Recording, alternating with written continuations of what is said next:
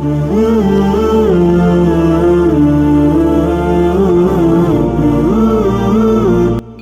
الحمد لله والصلاة والسلام على رسول الله أما بعد হিজরি সনের সর্বশেষ মাস জিলহজ।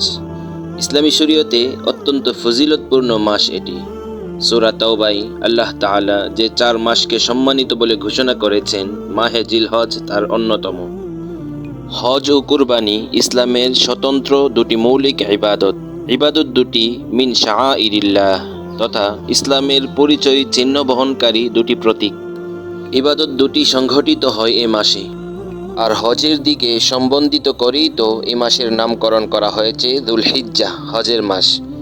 এ মাসের ফজিলতপূর্ণ দিবসগুলোর মধ্যে রয়েছে আশারে জিলহজ তথা জিলহজের প্রথম দশক।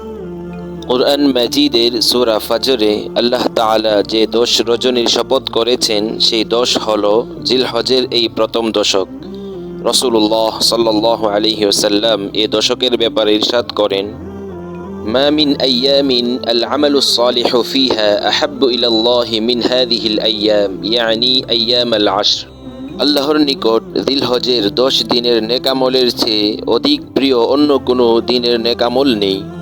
বিশেষ করে এ 10 দিনের মাঝে রয়েছে ইয়ৌমে আরাফা, অর্থাৎ জিলহজ মাসের 9 তারিখ।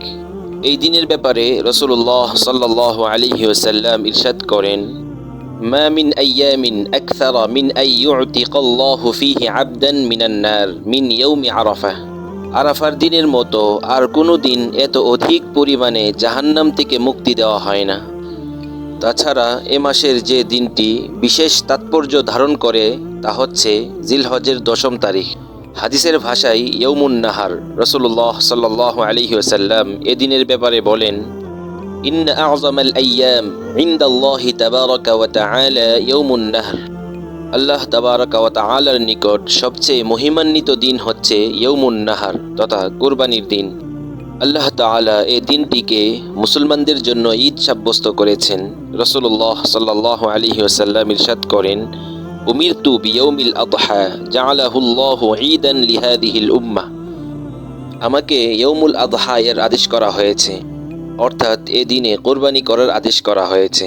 এ দিবসকে আল্লাহ তাআলা এই উম্মতের জন্য ঈদ বানিয়েছেন।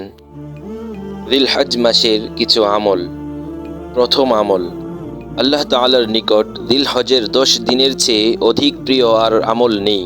কাজেই আমরা এ দিনগুলোতে ইবাদত বন্দিগির প্রতি অধিক মনোযোগী হয়, ইবাদতের মাত্রা ও পরিমাণ বাড়িয়ে দেই। তওবা, ইস্তিগফার, জিকির, তিলাওয়াত, রোনাজারি, কান্নাকাটি, দান, সাদাকা প্রভৃতি নেকামলের মাধ্যমে এ দিনগুলো প্রাণবন্ত রাখি।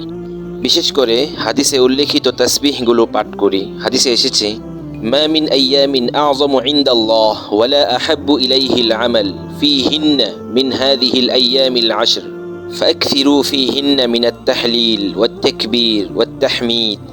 আল্লাহ তাআলার নিকট আশারে জিলহজের আমলের চেয়ে অধিক মহৎ এবং অধিক প্রিয় অন্য কোনো দিনের আমল নেই। সুতরাং তোমরা এই দিনগুলোতে বেশি বেশি লা ইলাহা ইল্লাল্লাহ, আল্লাহু আকবার এবং আলহামদুলিল্লাহ পড়ো।